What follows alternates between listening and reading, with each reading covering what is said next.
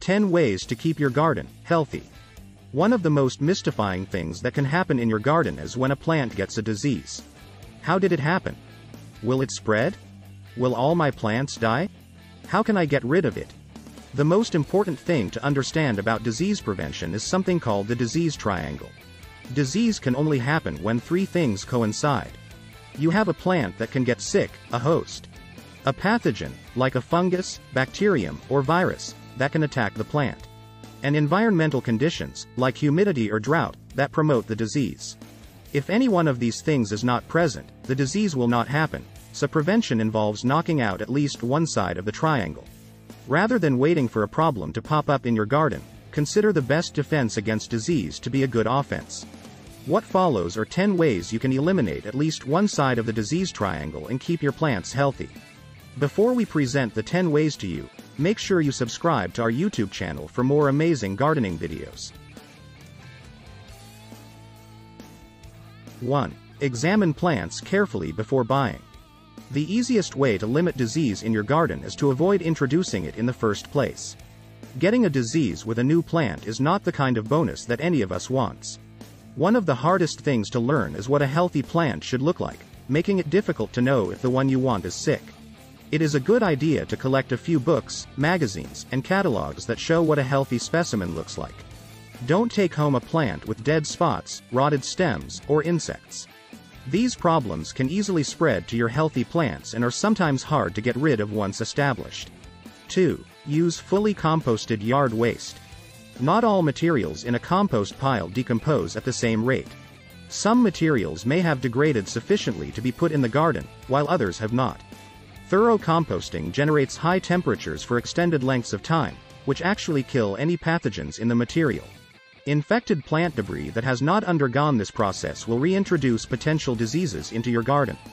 If you are not sure of the conditions of your compost pile, you should avoid using yard waste as mulch under sensitive plants and avoid including possibly infected debris in your pile. 3. Keep an eye on your bugs. Insect damage to plants is much more than cosmetic. Viruses and bacteria often can only enter a plant through some sort of opening. And bug damage provides that. Some insects actually act as a transport for viruses, spreading them from one plant to the next. Aphids are one of the most common carriers. And thrips spread Impatiens necrotic spot virus, which has become a serious problem for commercial producers over the past 10 years. Aster yellows, photo, right, is a disease carried by leafhoppers and has a huge range of host plants. Insect attacks are another way to put a plant under stress, rendering it less likely to fend off disease. 4. Clean up in the fall. It is always best to clean out the garden in the fall, even if you live in a moderate climate. This is not only an effective deterrent to disease but also a good way to control diseases already in your garden. Diseases can overwinter on dead leaves and debris and attack the new leaves as they emerge in spring. Iris leaf spot, daylily leaf streak, and black spot on roses are examples of diseases that can be dramatically reduced if the dead leaves are cleared away each fall. If you are leaving stems and foliage to create winter interest, be sure to remove them before new growth starts in spring. 5. Apply the correct fertilizer. You need to take care when fertilizing plants since too much of any fertilizer can burn roots, reducing their ability to absorb water. This, in turn, makes the plants more susceptible to stress from drought, cold, and heat. Plants starved for nutrients are smaller and can be badly affected by leaf spots, while a stronger plant can fight off diseases. An overabundance of a particular nutrient is another way to put stress on a plant. Getting a soil test through your local extension agency will provide you with accurate information on nutrient levels in your soil. Without it, any feeding of your plants is likely to be guesswork on your part and may result in too much of one nutrient or not enough of another. 6. Plant disease-resistant varieties. Disease-resistant plants are those that might get sick with a particular problem but will fight off the disease instead of succumbing to it. For instance, some tomatoes are coded as VFN resistant, which means the tomato variety is resistant to the fungi Verticillium and Fusarium and to nematodes. If you start looking for these codes on flowers, you'll probably be disappointed because disease resistance is rarely identified on plant tags. This doesn't mean that numerous flower varieties are not resistant to disease. Many rose companies offer plants that are resistant to diseases like powdery mildew and black spot. Nursery employees and fellow gardeners can help you identify the best or most resistant varieties of many plants. Reference books and catalogs may also list plants and varieties resistant to particular diseases. 7. Prune damaged limbs at the right time. Trimming trees and shrubs in late winter is better than waiting until spring. Wounded limbs can become infected over the winter, allowing disease to become established when the plant is dormant. Late winter pruning prevents disease from spreading to new growth.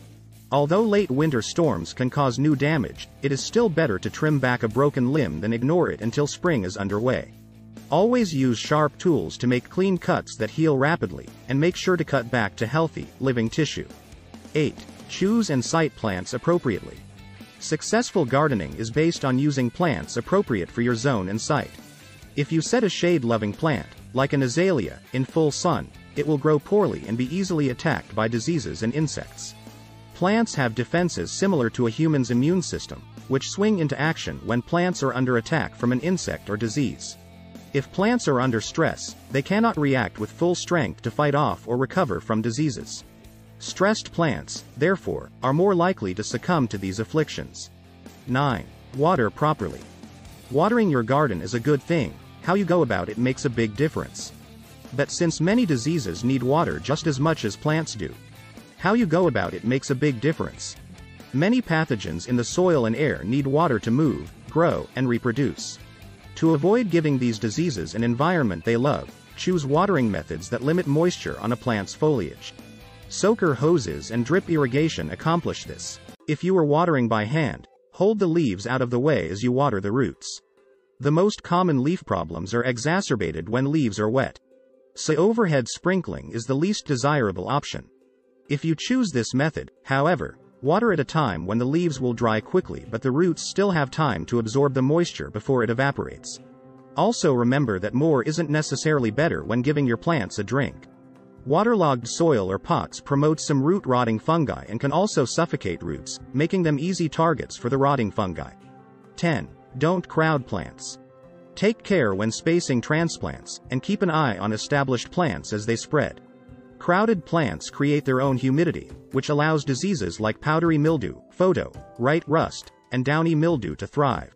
Improving airflow around your plants reduces this high relative humidity and allows foliage to dry more quickly. Plants that are placed too closely together tend to grow poorly due to competition for light, water, and nutrients. These weak plants are more susceptible to attack. Diseases also sometimes spread when an infected leaf comes into contact with a healthy one, which is more likely when plants are next to each other.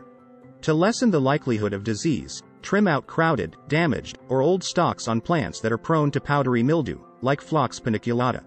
Dividing or rearranging your plants when they need it will also help. Make sure you follow these ways and comment down your experiences. Like the video and subscribe for more amazing gardening videos. Thank you very much.